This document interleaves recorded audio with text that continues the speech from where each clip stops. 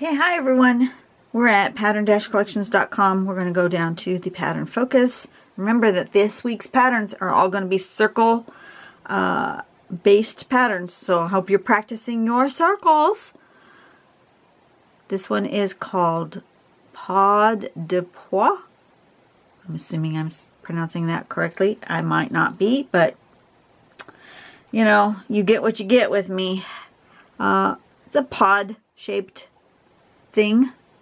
Those are cool, aren't they? Look at that. That's the sample. I want to go to the sample first. Isn't that cool? Okay, so in order to get there, we are going to draw 1, 2, 3, 4, 5, 6. 6 little circles going in a line. And then from those 6 circles on either side of them, we're going to do a little aura or echo. So they kind of look like rings. I gotta make that bigger so you can see. Can you see that one? Okay. And then after that, we're going to come and we're going to make big curves here. We're going to encompass 2 of these into one big curve. Okay. Then tricky bit. Then we're going to do another big curve, but we're going to encompass 3. So it's enclosed 1, and then enclosed 2, and then enclosed 3. And then it looks like that. And then you can embellish however you want. So it really doesn't matter, actually it probably doesn't matter how many you do.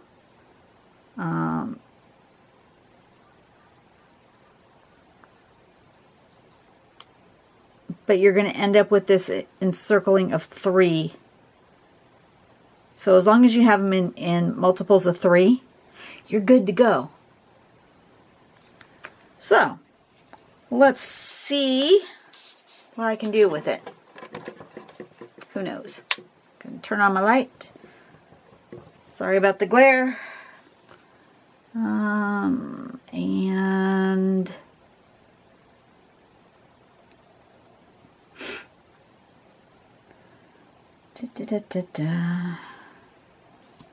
should we try it in the string?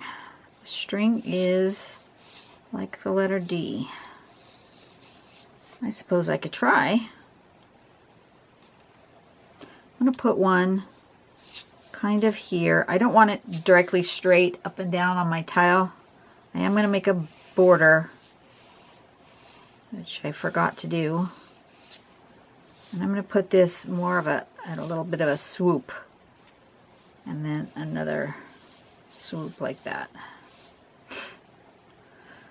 Okay. So, along this line, I'm going to put some circles. 1, 2, 3. 1, 2, 3. 1, 2, 3. 1, 2, and 3. I'm going to stop right there. Zoom in a little bit.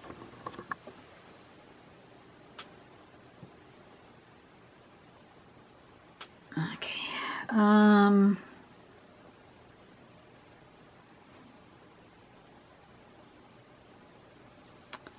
Then you're going to aura 1 little circle.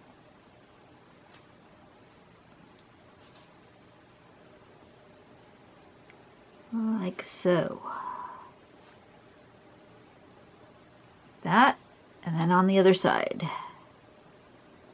Now if it's easier, see, it's harder for me to do this than this. So in order for me to draw in an easier manner, I'm going to turn my tile around so that I can draw this way, because that's easier for me to draw. I draw better counterclockwise.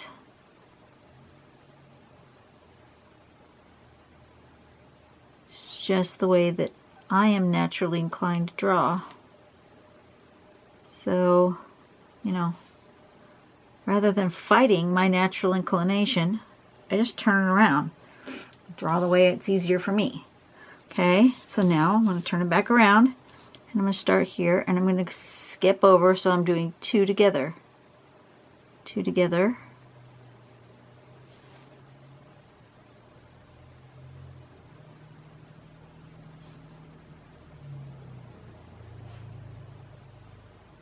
Like so.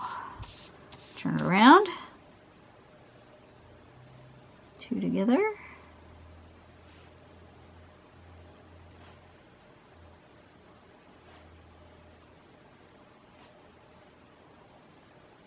Okay. And then I'm going to turn it around again. And then I'm going to do 3 together. Now you can either go all the way through into there, or you can come around and just kind of stop there. I think for this first one I'm going to do it just the way the pattern shows and go all the way in. But I might not do that every time. 2, 1, 2, 3. Goes to there. 1, 2, 3. It's going to come into here. And it's going to come around to there.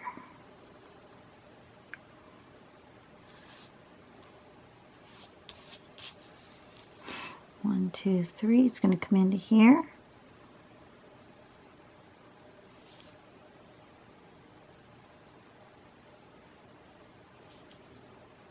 And into here, right?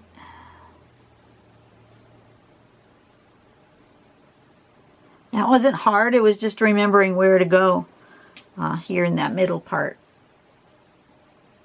And that's it. End of end of pattern. You can then embellish as you see the need. I'm going to try over here going this way. I'm going to make them a little bigger, I think.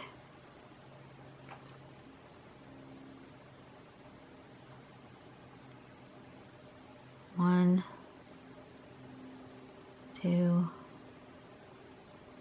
3. 1, 2, 3, and 1, 2, 3. Leave it just like that. That's fine. And then the auras.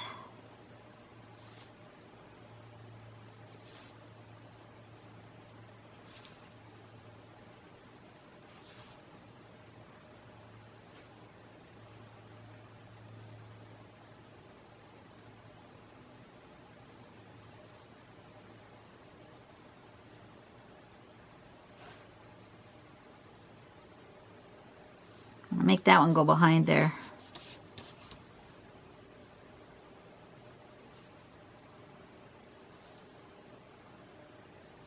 So we're going to aura 1.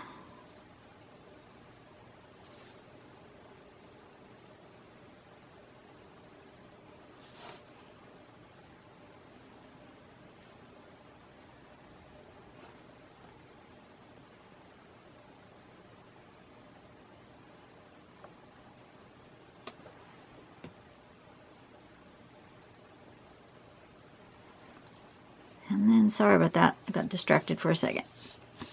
And aura 2 together.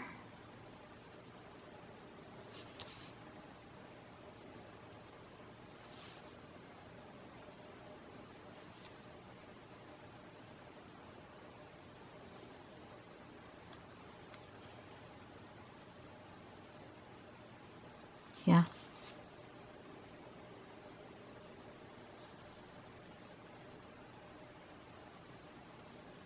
Oh, kind of just doing its own thing there.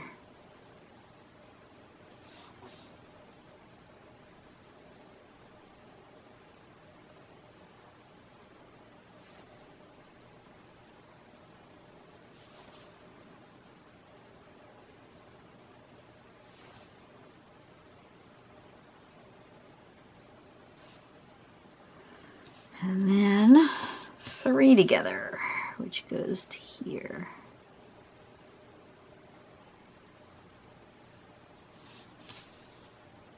One, two, 3 goes into here.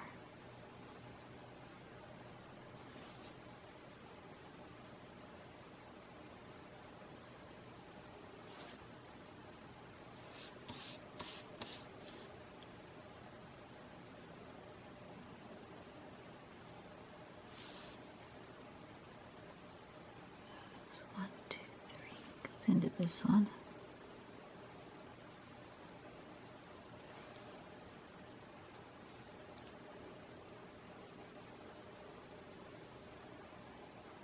Like that.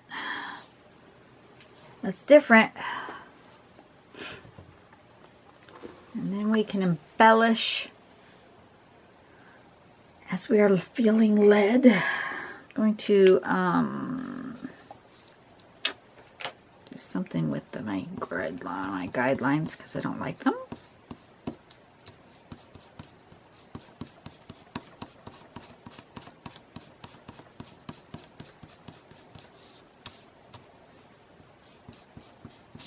Oh, been doing that a lot lately. Somehow I don't have a good hold of my paper when I'm erasing. It comes flying right out from underneath me. Sorry about that. Okay,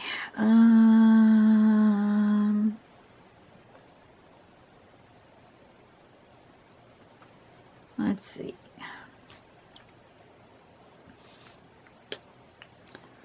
Do I want to fill anything in? I don't think I want to.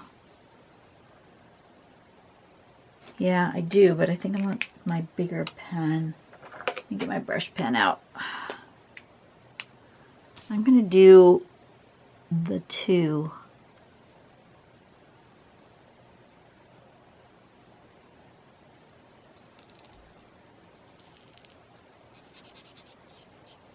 On this one, like that.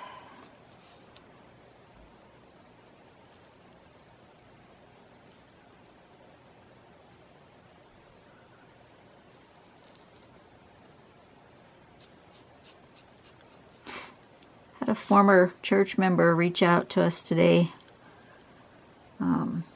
Actually, 2 former church members. The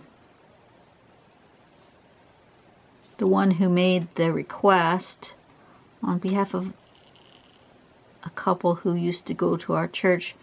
So the one that made the request is a former church member, and then the ones that are in need are former church members, if that makes sense.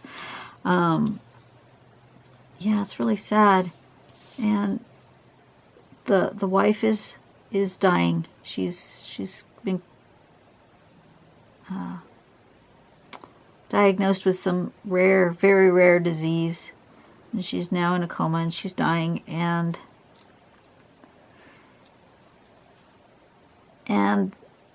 this former church member, their current church family is not reaching out to them in their time of need, to the husband while the wife is passing away. They're doing nothing. That's sad. And so there's somebody who used to, that are still friends with them, that also used to go to our church, and she's friends with me, and she asked if we could put this couple on our prayer list. And of course we can put them on our prayer list, but I gave the information to the pastor, and we will as a church, reach out to him and his wife. His wife is now in a coma, so she won't know, but he will, and his family will know. And our pastor has already contacted him, and we will do whatever we need to do, whatever we can do to make him feel loved and cared for during this very difficult time. And it just saddens me that there are so many churches out there, big churches, who leave their members hanging like that. And it's sad. This isn't the first time. I have a friend who is now attending our church because when her husband passed away last year, her church did nothing for her.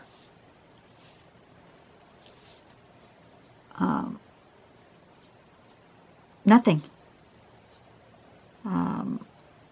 Other than provide a venue for the funeral service.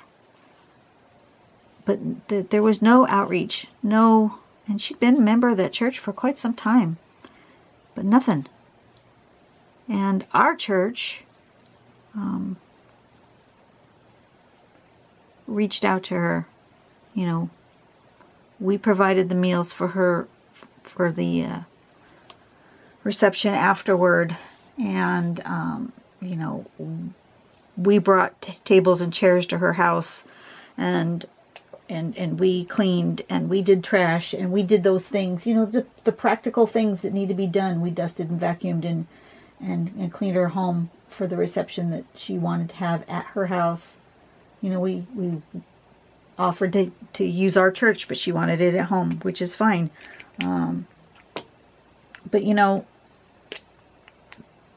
those small little practical things that,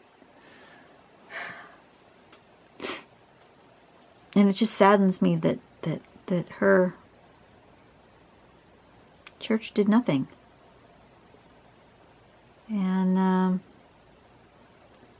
needless to say, and then this poor lady, after her husband passed away, she was walking her dog and broke her kneecap. Ugh. The dog pulled her over, and she fell and she broke her knee. And so she needed help. She needed meals, and she needed to be driven to doctor's appointments and such. And nothing from her church. And once again, our church stepped up, and I'm not saying it's everybody, but it just one or two people was enough to get her through the hardest times. And needless to say, she started attending our church. Not because we're perfect, because we're far from that. But I think because we're a small church, everybody knows everybody else. And you can't just say, well, I don't know them, and brush it aside. I think that's the biggest thing, is that you can't really brush it aside when someone has a need, because you can't say you don't know them. Because other than the handful, and I mean handful, 3 or 4 people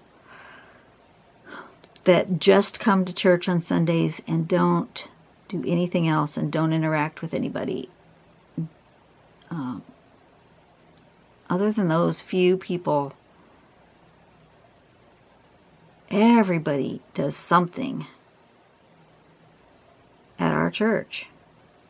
You know, if you're not on a small group, you're in the choir, you're in the praise team, you're in the band, you're in, you know, your Sunday school teacher. I mean,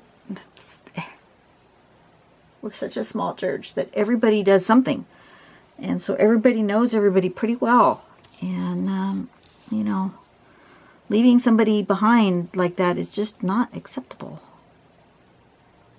So there's a culture in our church of care and concern that I'm learning does not happen in every church, and it really makes me sad. And I might be talking about other organizations as well. You know, it might not just be a church that you know, any place, any organization that you might belong to, you know, Scouts or,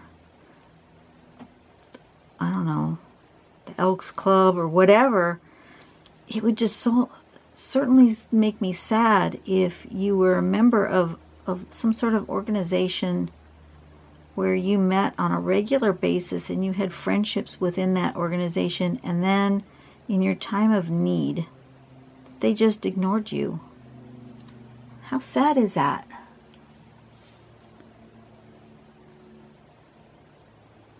So, as a church, we strive really, really hard to not ignore people in their times of need. Now, sometimes, you know, we're not a huge church, so sometimes we don't have a lot of resources. And we might not be able to monetarily help in a severe situation of that kind. But we certainly can come over and pray with you. We could certainly, you know, come do the dishes if that's what you need. We can certainly, you know, come over and mow the lawn. We can certainly,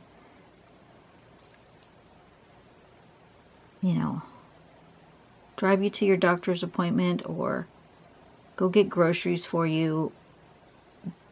Practical things. Simple, practical things, and we can do those things for each other.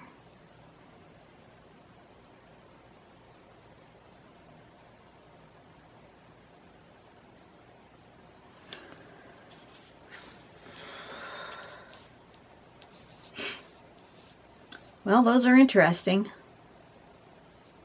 I'm not 100% sure that I like them. I don't dislike them. I don't know, I'm just feeling ambivalent. Why? I don't know. This one feels like it needs something. So let's do a little creative pattern tangling to it and give it, maybe it needs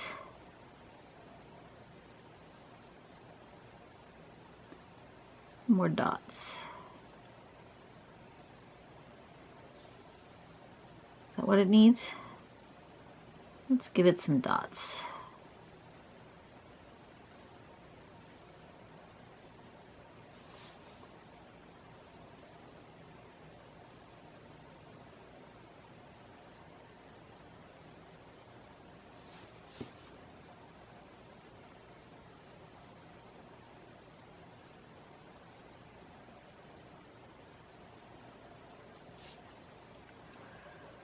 Okay, it's better.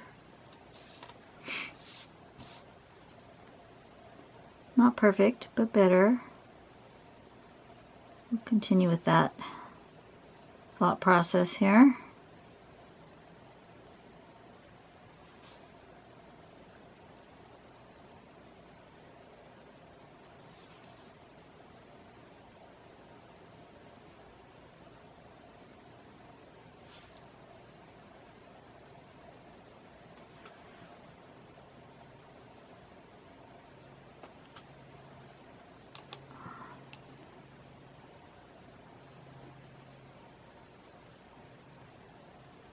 Oh, come on.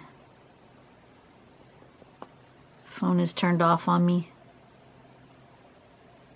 It doesn't want to come back. I wanted to remember what the name of this was. Some sort of pod. Yeah. I think I'm going to put it this way. because I don't like it that way.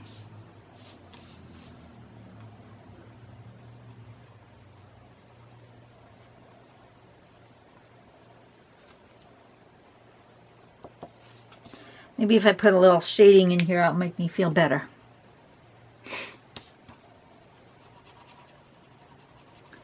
Big one right here where that one overlaps that. Big and dark. That's where I'm going to start.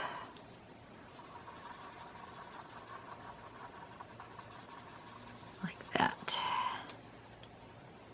And then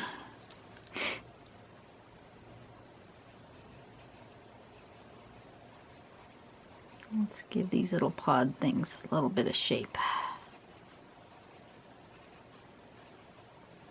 Like that.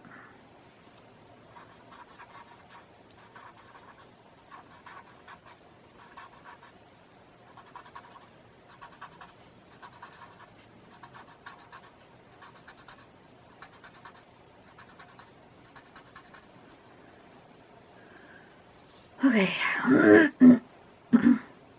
It's getting late.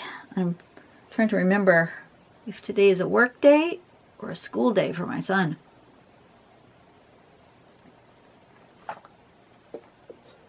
Because that makes a difference as to what time he's getting home.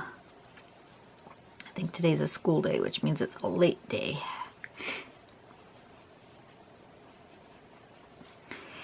He is very much like me and is not really a morning person, so his classes tend to be more evening, late afternoon and evening classes.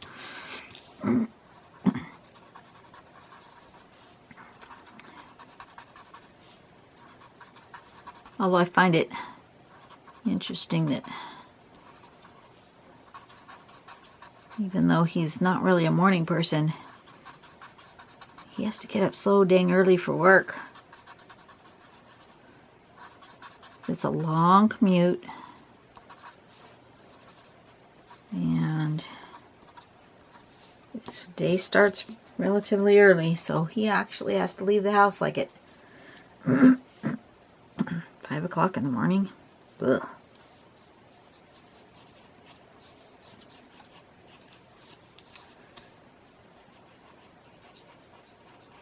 So he gets up like 4:30,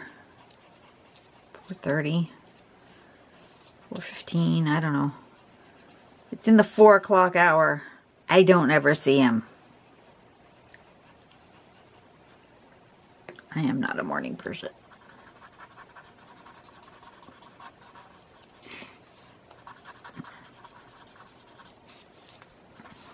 Best part of my day is early afternoon. You want to see me at my best? Talk to me sometime in 12, 1, 2 o'clock in the afternoon. I'm at my prime. You want to see me at my worst? Talk to me before 6 a.m. Ugh. I am not pretty. All right. That's interesting. Not sure I will use that in a tile, but you never know. It's organic. I should like organic, but I don't know. I actually like this one better than I like this one. I just might have made it too big of a scale for me, for the size of the tile. And that could just be all that it is. It's okay. I learned a new pattern. I played with circles. It's all good. I will see you guys tomorrow, and we'll see what kind of circular pattern we will have to play with later on tomorrow's video. Yeah. I will see you guys later. Bye. Have a great day. Go out and do something nice for somebody today, okay? Bye-bye.